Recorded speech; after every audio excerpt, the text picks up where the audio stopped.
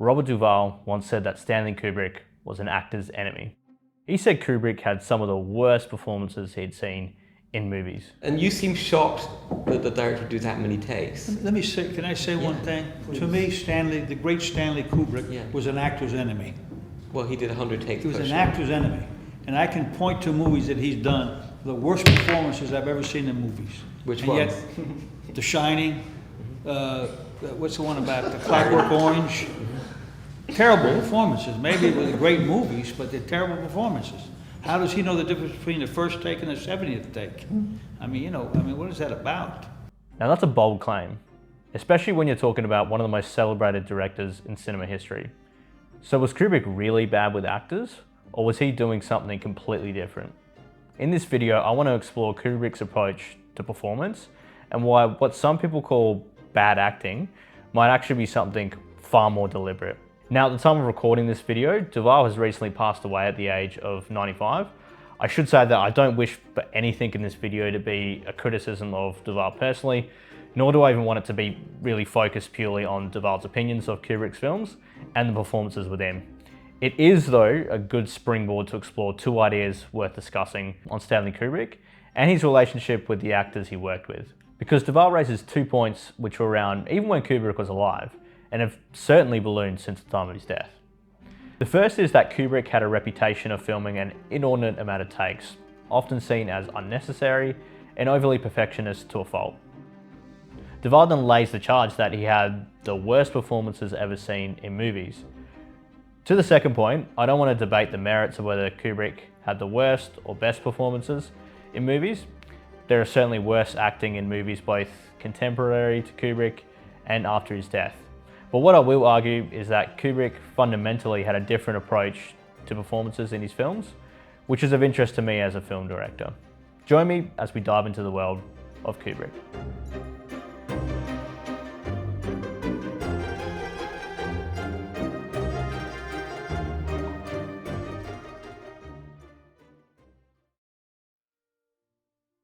Now, before going any further, I think it is important to lay out from the outset, I love Stanley Kubrick. As a filmmaker, an artist, a technician, he stands out to me as one of the greatest at his craft.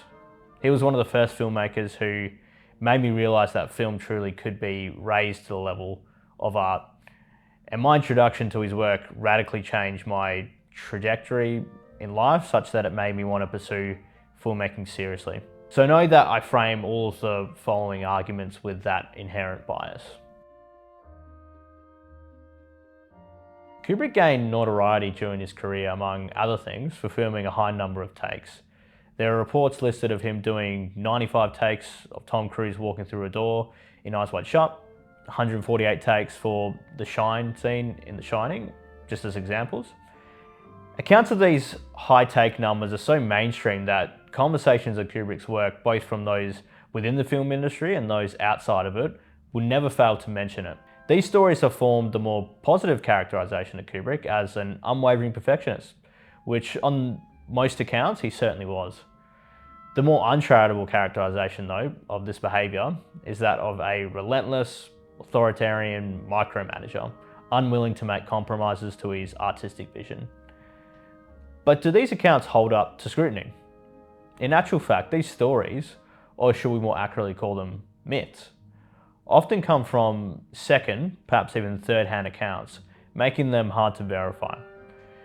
To further complicate things, the continuity or camera reports from Kubrick's films, which would be our best sorts to verify these claims, are not readily available. So at first glance, we should take these claims with a grain of salt. But just for a moment, let's accept that it is true. Kubrick was prone to doing a large number of takes, approaching the high 60s or even as high as 100. Well, there are two explanations for why this would be the case. The first is that oftentimes Kubrick, especially in the mid-period of his career, reported working with actors who were not disciplined to learn their lines. You know, actors, it always happens with the actors that themselves have been unprepared. Actors are sometimes undisciplined enough not to go home and go to sleep at night and learn their lines. And they go out, and they come the next day and they haven't learned the lines. They cannot act without knowing dialogue. If you have to think about anything when you're acting, even if you can say the words, you have to think about the words. You cannot work on the emotion. And even of course, if you even thinking about the words make mistakes, I mean, you're just miles away from what you're doing. So it's happened on every film, you know, where somebody will do this pretty consistently, and once they start, there's not much you can do about them. You could fire them on day 1 and maybe replace them.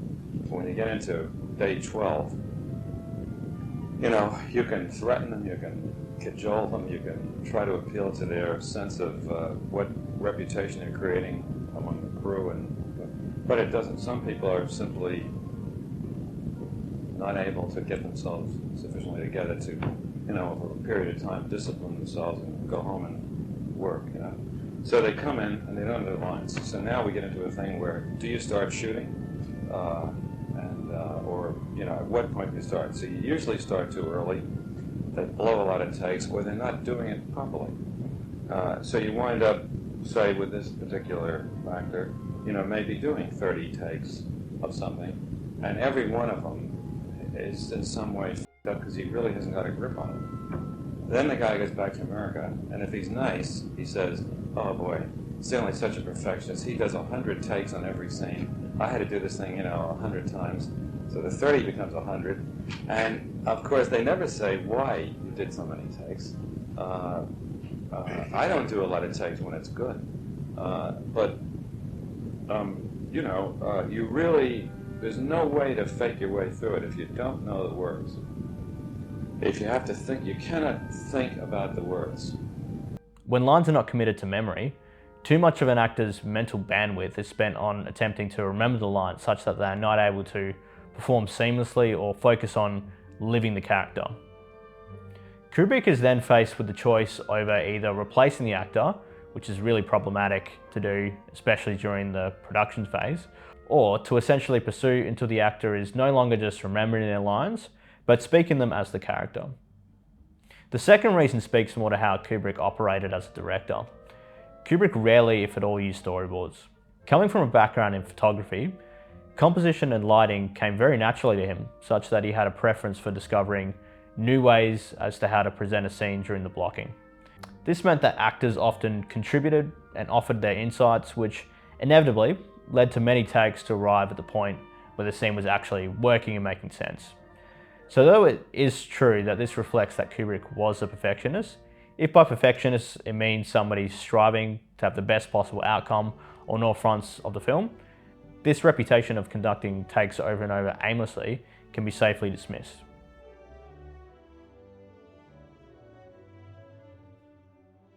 Let's now examine the remark that Duvall made about Kubrick having the worst performances he's ever seen in movies. The worst performances I've ever seen in movies.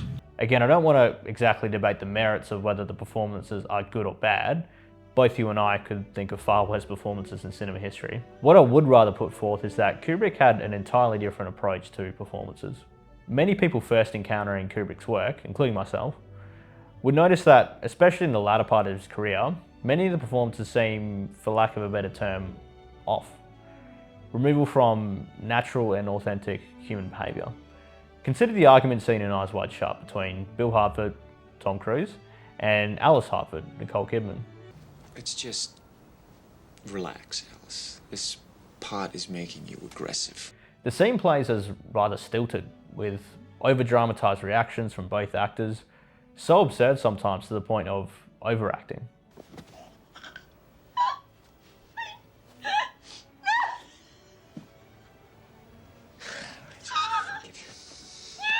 Now this is just one scene, but you can just about jump to any scene of the film and observe similar performances. Both Kidman and Cruise are talented actors, so it's unlikely that they were delivering bad performances. Is it just the case that Kubrick was poor at directing actors and had no concern for creating believability and authenticity with his characters on screen? If we take the scenes in isolation, we could easily make that mistake, which is why for Kubrick, and for any director's work, it's important to look at the film as a whole. How is it operating as a work of art? What is the impression or feeling that the filmmaker is aiming to evoke? Kubrick once said that a film is, or should be, more like music than fiction. It should be a progression of moods and feelings. The theme, what's behind the emotion, the meaning, all that comes later. So looking again at Eyes Wide Shut, not just in isolated scenes, but taking the film as a whole, the overarching feeling evoked is a looming sense of uneasiness upon Dr. Bill's unfolding discovery of a secret society of elites, a nefarious sex cult accessible only to the ruling class. The film operates much more like the logic of a dream, with uncanny parallels of the apparent world that Bill sees himself a part of. Ladies, where exactly are we going? Exactly. Where the rainbow ends.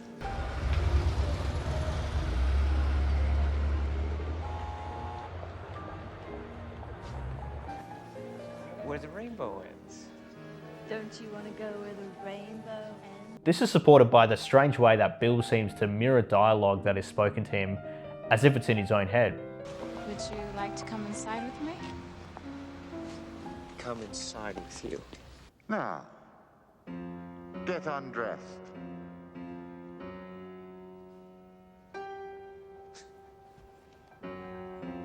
Get undressed. The dreamy use of lighting in the key scenes, and even the impressive recreation of New York City that has been shot entirely on a soundstage in London. So the performances in the film are consistent with the entire fabric of the film. We feel uneasy from the mismatch in the environment and the character's behaviour. Let's take another example from one of his other films, Barry Lyndon. Set in the 18th century, the film was well known for its breathtaking cinematography, as if each frame is a portrait taken from the period. In Barry Lyndon, if we watch scenes in isolation, with the exception of some pivotal scenes, most of the performances come across as wooden and dry, with an almost extreme level of detachment from the violence, distress, and calamity that the characters face over the course of the film. But if we once again take the film as a whole, what is the overarching impression we receive? We are ultimately distanced from the character, and the world that is created is a Victorian stoicism that was emblematic for the time it was set. Furthermore, what it does is actually heighten the points of emotion from the characters in deliberate moments, such as the death of Barry's son. It's also important to remember that Kubrick did not come from a tradition of theatre, like many directors of his ilk.